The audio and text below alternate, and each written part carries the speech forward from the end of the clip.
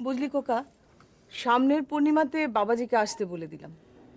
হ্যাঁ মা, সে তুমি যা ভালো মনে করেছো করেছো, এতে আবার আমাকে বলার কি আছে?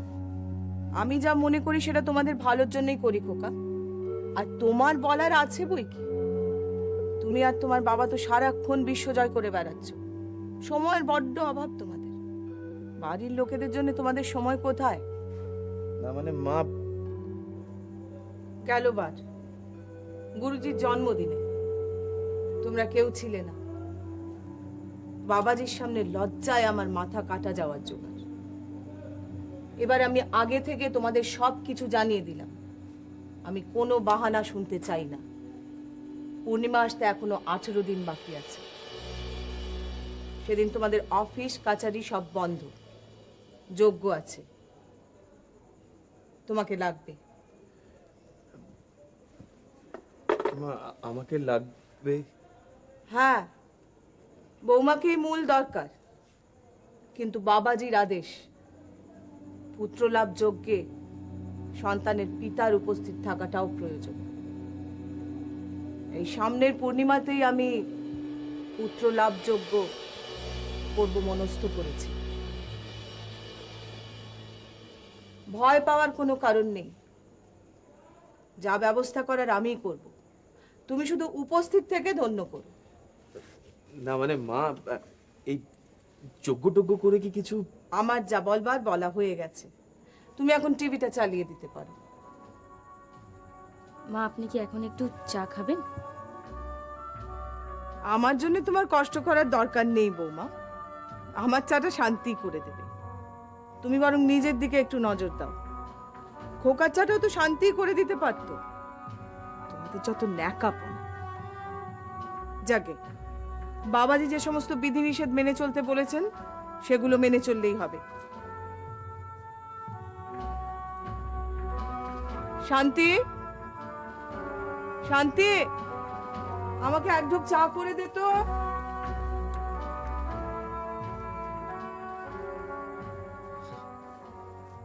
পুত্র লাভযোগ্য তুমি কি বলছিলে বলো এবার। আমার বিশেষ কিছু বলার নেই বিমান, শুধু একটা কথাই বলতে চাই। পুত্র লাভ যোগ্য করলেই যে আমার পুত্র সন্তান হবেই, এই গ্যারান্টিটা কে দেবে? তুমি, তোমার মা, না তোমাদের গুরুদেব?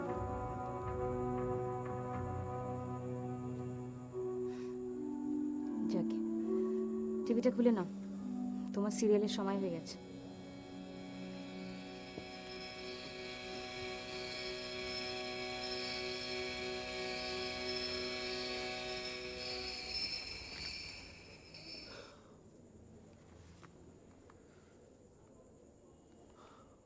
Cheers!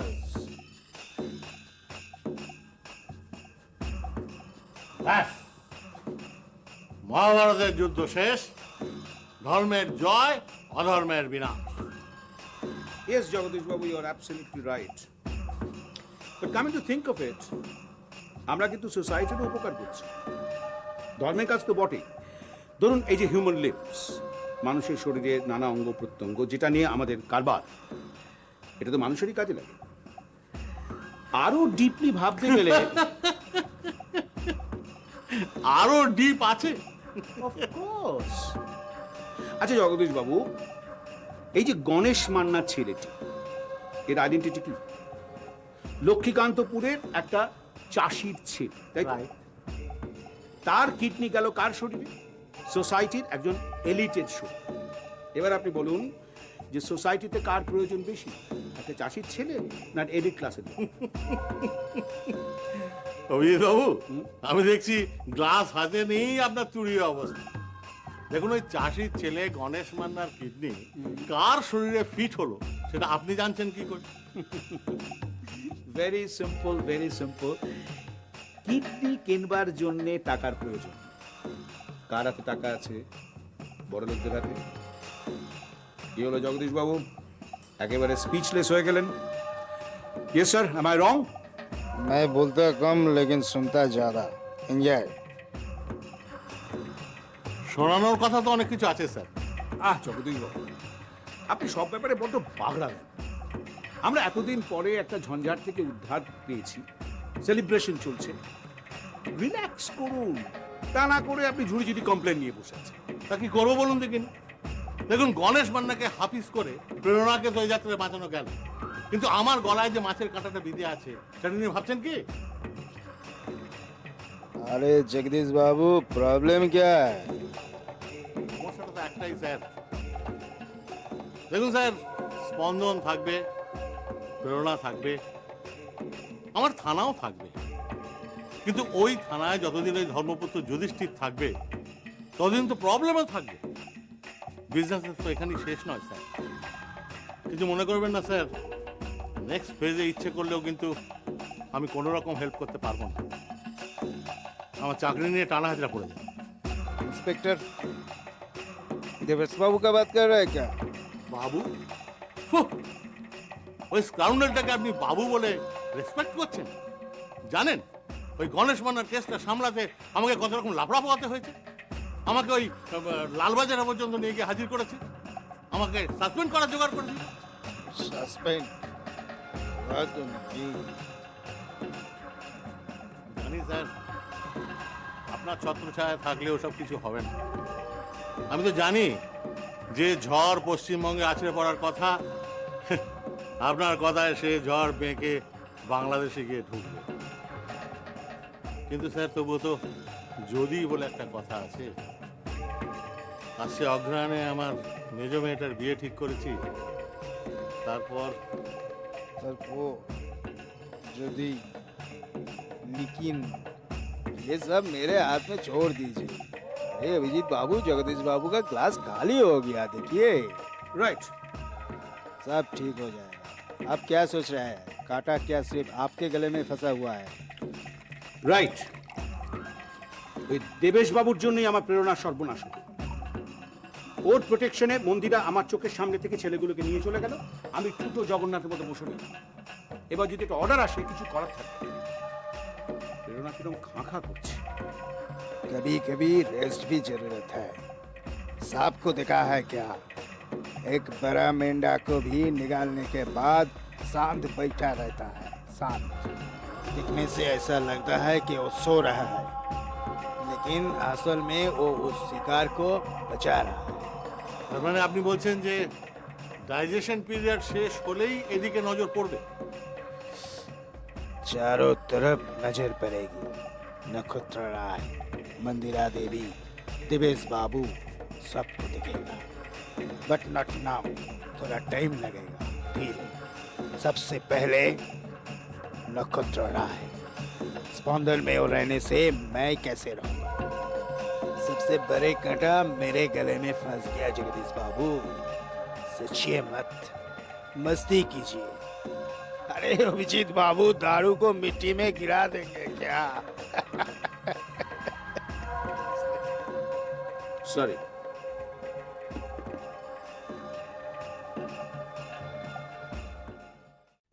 ইস, আবার হাসছে। সরি সরি শোনো একটু মন দিয়ে তা।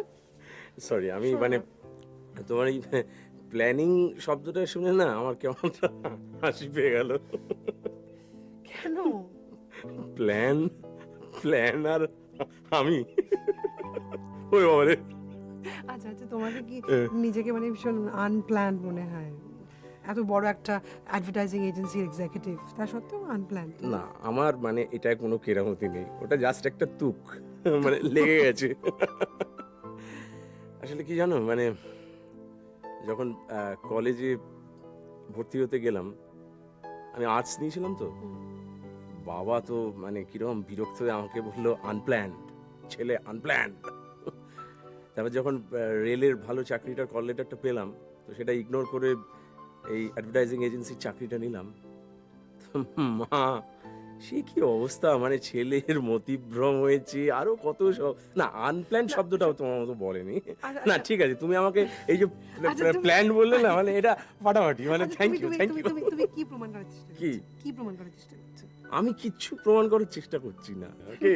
তাহলে কি? আরে শোনো, দেখো, আমি তোমাকে বোঝাতে চাইছি যে এই প্ল্যানিং করে মেপে মেপে পা ফেলার চাইতে না আমার এই রিস্ক নিয়ে দুম করে ঝাঁপিয়ে পড়ায় বেশি আনন্দ লাগে। আর সেটা যে লাগে সেটা তো তার প্রমাণ তুমি নিজেই। আমি হুম, আমি কিভাবে, আমি কি করলাম? এই যে নিজের মেল ইগো স্যাটিসফাই করার পরোয়া না করে তোমার মতো একজন জাঁদরেল ফেমাস ফেমাস এই যে ডাক্তারকে বিয়ে করেছি, না কজন পুরুষ এটা দেখাতে না, না, পারতো শোনো, বলো? শোনো, I'm serious. Ball, I am serious. অনেক ওকে, আই এম সিরিয়াস। ঠিক আছে, তুমি বলো, আমি শুনছি। বলো, no question about mail egoism. ওকে, বলো বলি, বলো। সেটা হচ্ছে যে হুম, এর মধ্যে বেশ, মা আমার সঙ্গে কথা বলেছে। তাই নাকি? হ্যাঁ, তুমি যতই উদার হওয়ার চেষ্টা করো না কেন, মা তোমার মেল ইগোকেই স্যাটিসফাই করতে চায়। তার মানে মানে মা চাইছে যে আমি এই মুহূর্তে এখান থেকে তোমার বাড়িতে শিফট করে দিই, তোমার ফ্ল্যাটে। তাই নাকি? আরে চলো, তো খুব ভালো খবর। চলো চলো চলো চলো চলো। অবশ্য আমি তো আমার এখন ফ্ল্যাটে নেই তো, কোনো ব্যাপার না, 11টা বাজে, ট্যাক্সি ট্যাক্সি পেয়ে যাবো। চলো। তুমি তুমি তুমি একটু 10 মিনিট শান্ত হয়ে বসো, 10 মিনিটস। 10 মিনিট? আচ্ছা, তারপর? তারপর আমি যা যা প্রশ্ন করবো জাস্ট হ্যাঁ বা নাই জবাব দেবে। হ্যাঁ বা না, মানে অবজেক্টিভ টাইপ কোয়েশ্চেন, কোনো খাটনি নেই, তুমি বলো। আরে মানে, আরে বাবা, চুপ চুপ চুপ। এটা তোমার ওয়ান রুম ফ্ল্যাট নয়, এখানে আরো অনেকে থাকে।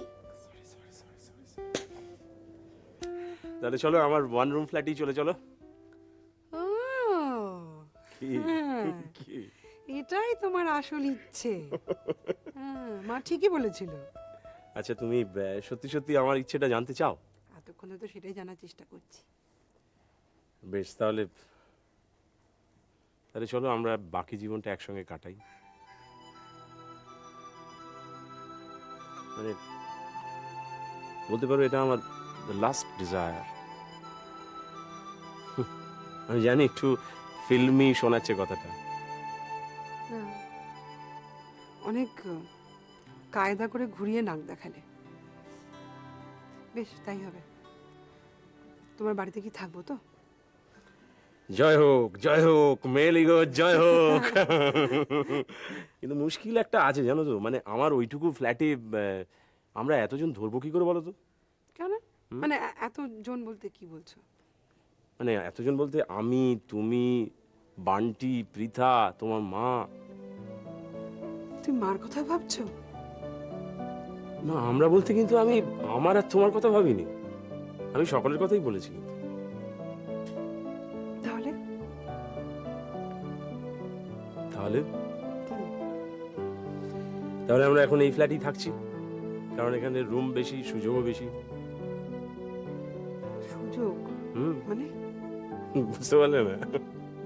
আচ্ছা দেখো, মানে আমার ওই ওয়ান রুম ফ্ল্যাটে যদি আমি শিফট করে যাই, তাহলে তোমাকে, পৃথাকে কোলে করে হসপিটালে গিয়ে রুগী দেখতে হবে। না না, আমারও আছে, দাঁড়াও আগে শোনো, আমারও বিপদ আছে। বান্টিকে কাঁধে করে বিজ্ঞাপনের অফিসে গিয়ে কনসেপ্ট ভাবতে হবে। Very bad, this is very bad. আচ্ছা আচ্ছা আচ্ছা। তো মনে মনে এই না, মনে মনে আরো নানাবিধ কথা আছে। আরো আরো আরো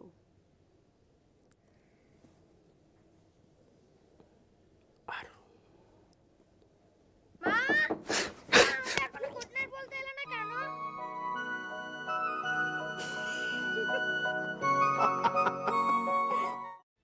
যদি তোর ডাক শুনে কেউ না আসে, তবে একলা চলো রে, একলা চলো, একলা চলো, একলা চলো। এই সোমনাথ, একলা চলো রে। বানাচ্ছিস তো চা, একলা চলবি না তো কি করবি? সবাইকে ডাকার কি আছে?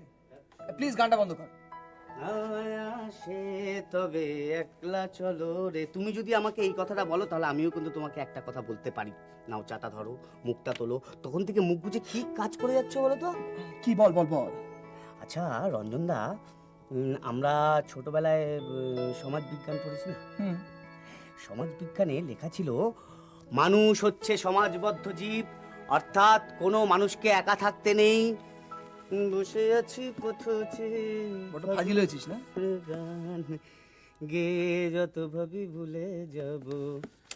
মনো মানে না। স্টপ ইট সোমনাথ আর প্লিজ। কি স্টপ করব? আমি তো নয় স্টপ করে গেলাম, কিন্তু 6টা বাজলো তখনও কুমির এলো না।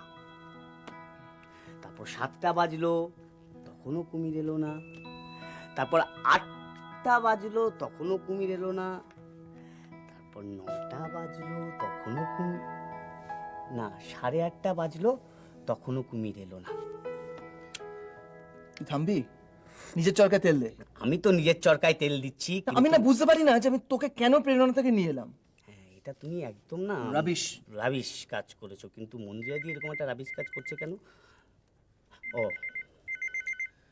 যা ফোনটা ধর। ধরে কোনো লাভ নেই, তোমাকেই সেই যেতে হবে, যাও।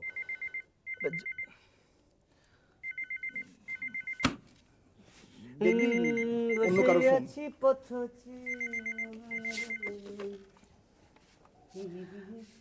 হ্যাঁ মন্দিরা বলো। আশ্চর্য, আর জ্যোতিষ চর্চা জানা আছে বলে তো জানতাম না। কি করে বুঝলে? না আসলে আমাকে তো সবাই ফোন টোন করে না, এই সময় তুমি করো তাই। বাবা, দারুণ কনফিডেন্স দেখছি। দেখে শোন, একটা জরুরি কথা আছে। বলো। কাল সকাল 9টা নাগাদ আমরা একটু বেরোবো রঞ্জন, কেমন? আমরা বেরোবো? কোথায় বলো তো? সল্ট লেকে ডিয়ার পার্কে। এরে, কালকে সকালে তো একটু মুশকিল হয়ে গেল। কেন, যেতে আপত্তি না অসুবিধে? না না না, আপত্তি না। আসলে ব্যাপারটা হচ্ছে যে এই পালনের এই যে নতুন বাড়িটা তৈরি হচ্ছে, সেই ব্যাপারে ওই ইঞ্জিনিয়ারের সঙ্গে একটা অ্যাপয়েন্টমেন্ট ছিল। মানে এই ঘরটরগুলো না একটু স্পেশিয়াস হওয়া দরকার, সেই একটু সাজেশনের জন্য যেতাম আর কি।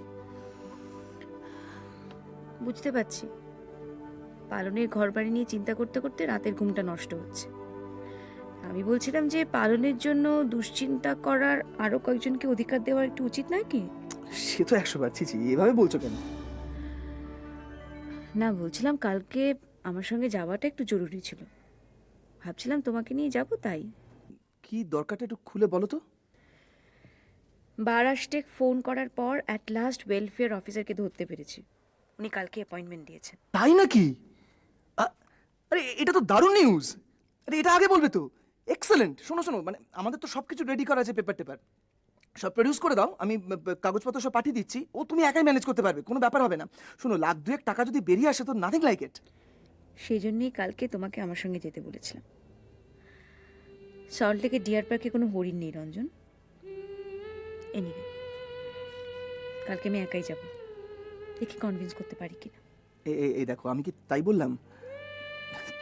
তুমি যদি এই কাজটার কথা বলতে, তাহলে কি আমি যাব, নিশ্চয়ই যাব। এবার তো না গিয়ে উপায় নেই। হ্যাঁ, এখন তো যেতেই হবে। যদি ডিয়ার পার্কে সত্যি হরিণ থাকতো, আর হরিণ দেখতেই তোমাকে আমার সঙ্গে যেতে বলতাম, তাহলে কিছুতেই সময় বের করা যেত না, না?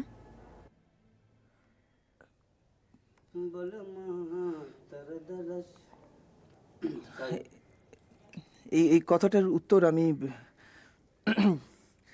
মানে আমার জানা নেই মন্দিরা। উত্তরটা ভেবে রেখো, ওটা আমার চাই। কাল দেখা হবে, কেমন? Good night.